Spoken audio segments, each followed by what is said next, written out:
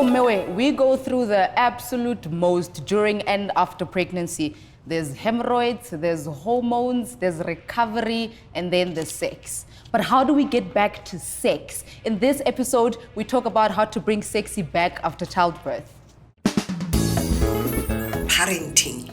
Let's talk about this. Being a parent is about godliness. I found so much of myself through parenting. There is no formula of raising a child. Hello, this is Panti on the left. I think having a good support structure makes it all worth it.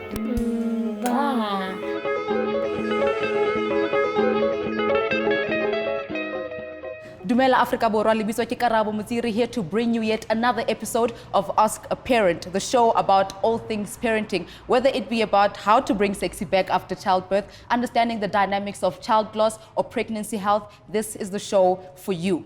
In today's episode, we have our guest expert, Dr. Tlaleng Mofokeng, affectionately known as Dr. T. And then we have our guest mummies, Penelope and Urobi. Welcome, ladies. Thank you. Awesome stuff. So, Penny, what physical changes did you go through with your first, second baby? With my first one, I think the only thing, I was pretty young, so I feel like my body was able to take the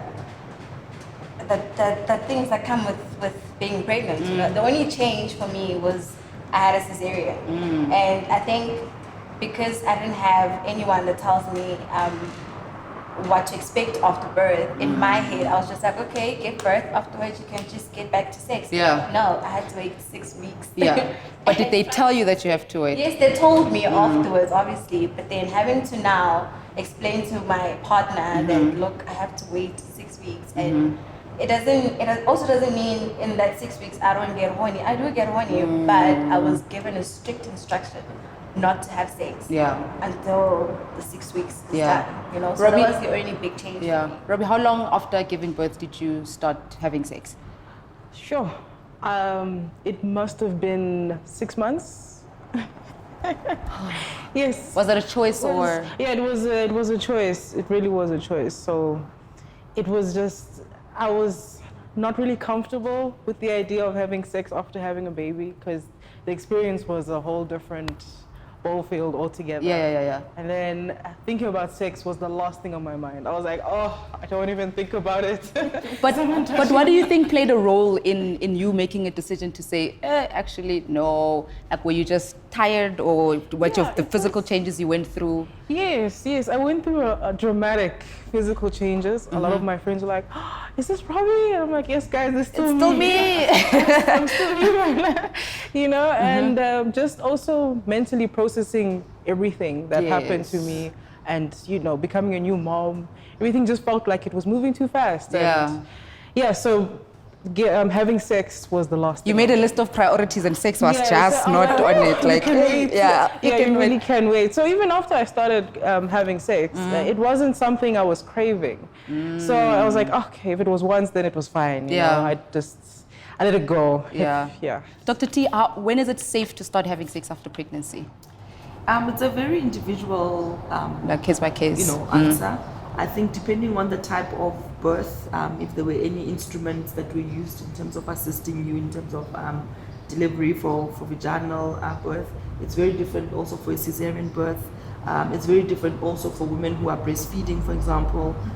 You may actually have other complications, right, that need you to be on certain medications. And exactly as one of the advices would be to delay, having sex for whatever the reason. But I think just to say that it's okay to just allow your body time to heal and to just go through what it goes through. And again, like you were saying, you were just feeling horny, and you have a lot of women who are just having the best sex of their lives, even during pregnancy. Yes. And you have women who are not having any sex and they are just as content. So there isn't one way to be or one way to think or want to have sex. But what I do want to also say, to a lot of, especially new moms, especially young moms, there's a lot of dynamics that happen with the relationship, right, with the person that got you pregnant.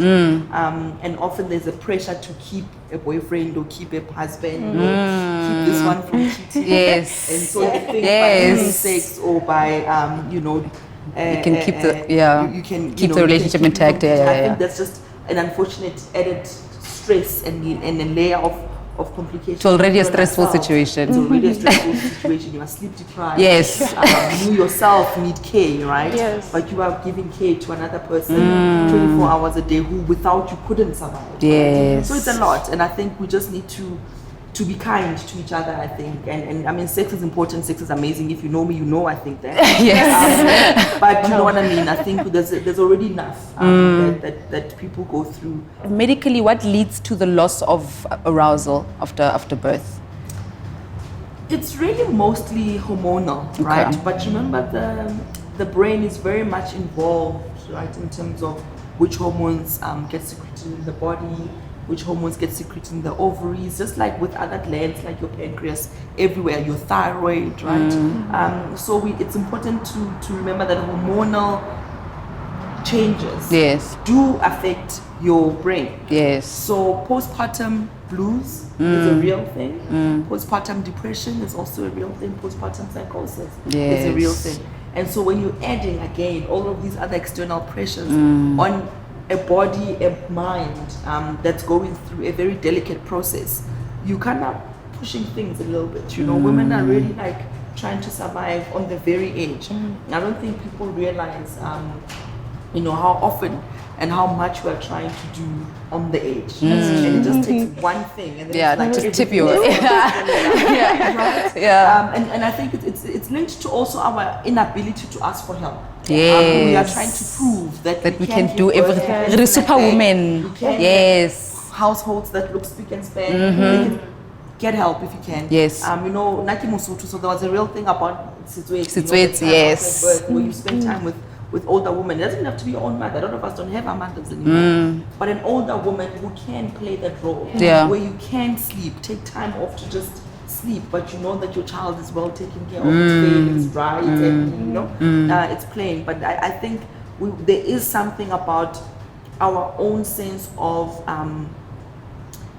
a deep sense of inadequacy that you're trying to fill with the aesthetics. Yes. Of looking like you are in control, when inside you are actually not. Yeah. So fear of falling pregnant was like a real thing for me after I gave birth. For all of us. Yes. So like every time, like I think I took pregnancy test every other month after I gave birth because I was like, oh my gosh, I can't. Is that fear like a real thing for women? Because I found that I also made a choice to kind of stay away from sex because I was like, what long mitisa happy when I like I don't touch me, don't even look my way. Is that a real thing that women experience? It is, and I think again we always talk about contraception or prevention methods for pregnancy as a women's issue, right? There's a big role that men have to play in the fact that we have to delay pregnancy or we have to time it, right? We literally, the baby is just born. What do we do maybe in the next 2 years if you decide that you want a 2-year gap? And I think your body's already going through enough. It's okay to not want to be on a contraceptive. But there are other things that male partners can do. And again, guys, condom use is a real thing. Just because your relationship status says long term, doesn't mean condoms cease to exist. They work and they're effective and they work really well. And so, you know, sometimes it's about getting back to basics and removing the stigma. Again, you need to prove that you trust me, so we stop using a condom. Even when a condom could be a really brilliant solution. But now you start improving, you know, all sorts of things. Did you ladies experience that fear of just like... With my second one, I did. And now with me, I react to the loop from condoms. So I don't really use them at all. So I had to now go on contraceptives, and now there's the baby, now there's the time where I need to take the pill on time. And I looked at my husband and I'm like, you're living la vida loca. Stressing about the fact that I must not fall pregnant. Whatever happens, I can't fall pregnant. And you're just there like, okay, cool. We'll just try and have another one. Right we'll after do our one best. we just had, you know? So it's a lot, guys. It's really a lot. So did you experience the same thing? Yes, when there were times when my period would not come on time, I'm like, oh hell, no. I'm like, okay, before I panic, let me just wait a day or two, and then we'll see. So when after 2 days, if nothing happens, I'm like, going to the doctor. As I'm on the way to the doctor, I'm like, but I need the bathroom first, and then I see it, I'm like, whew, hallelujah. So how do we navigate our way around that we look different, but we still need to be able to maintain a healthy sexual relationship with our partners?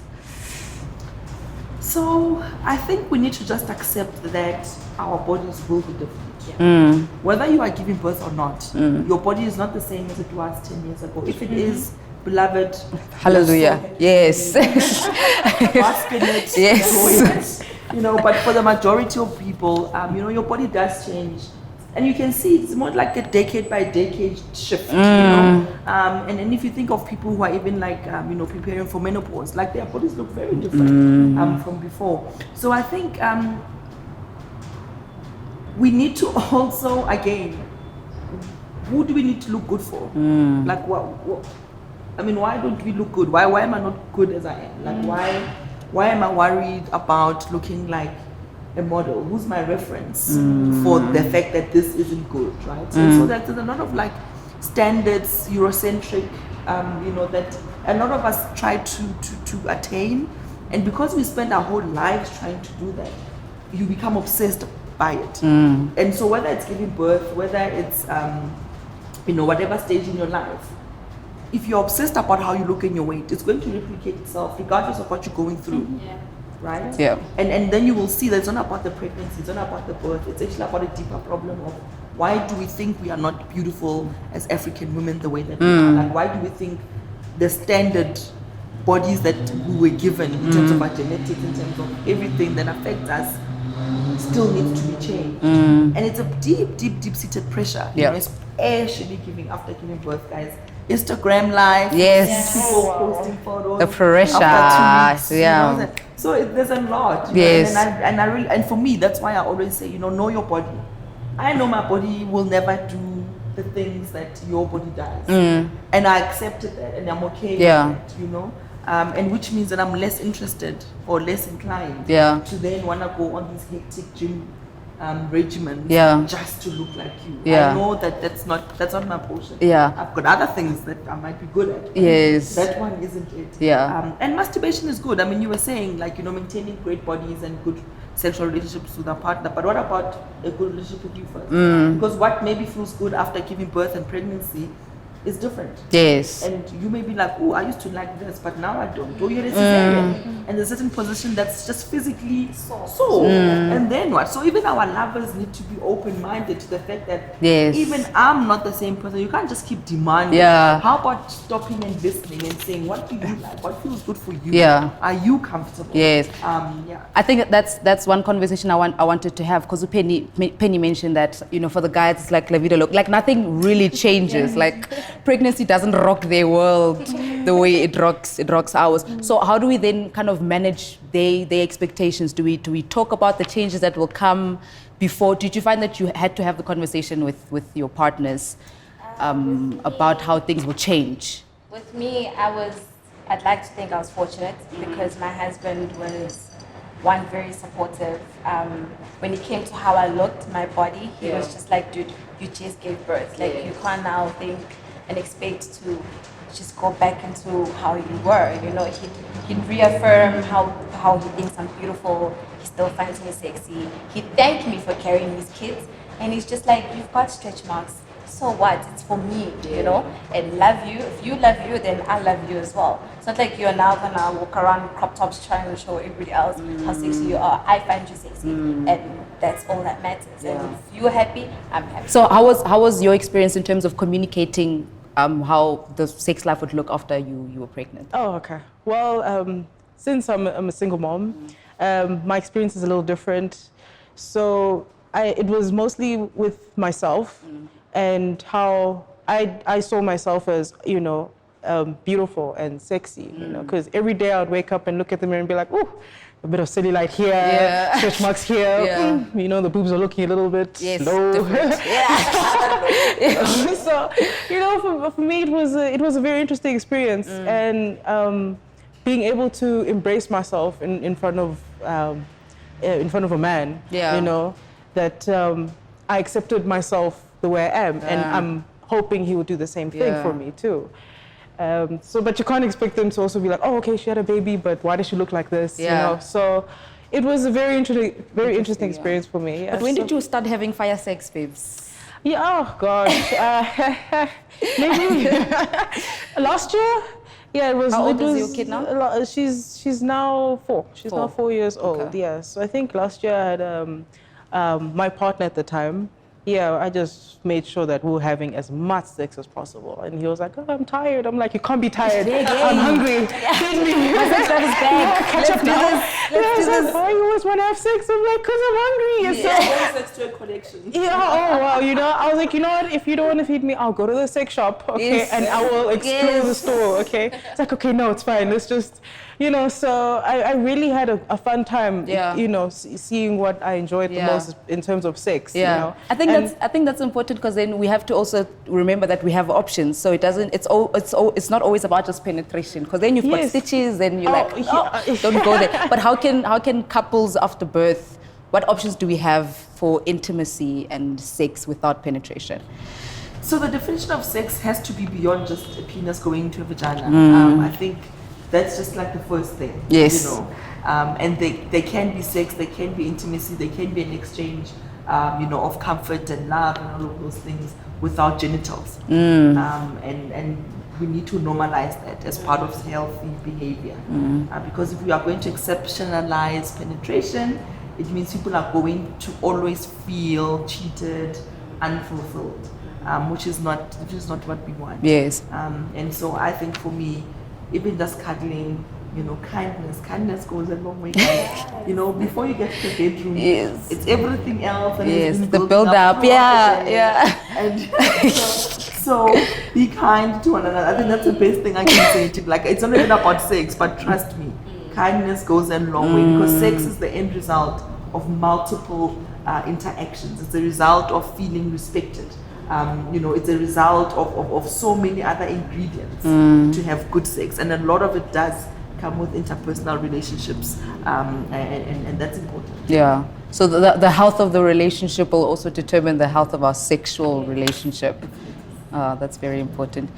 I am so glad we had this conversation. I'm also quite enlightened, because I think, well, like Dr. T said, we kind of set ourselves up for expectations that have absolutely nothing to do with us, but have a lot to do with other people. So ladies, let's be kind to ourselves, because if we are kinder to ourselves, then we can also be what other people would like us to be for them. So we'd also like you to share your experiences and thoughts with us. So please comment down below. Don't forget to follow us on OscarParent_ZA to get more episodes. See you next time.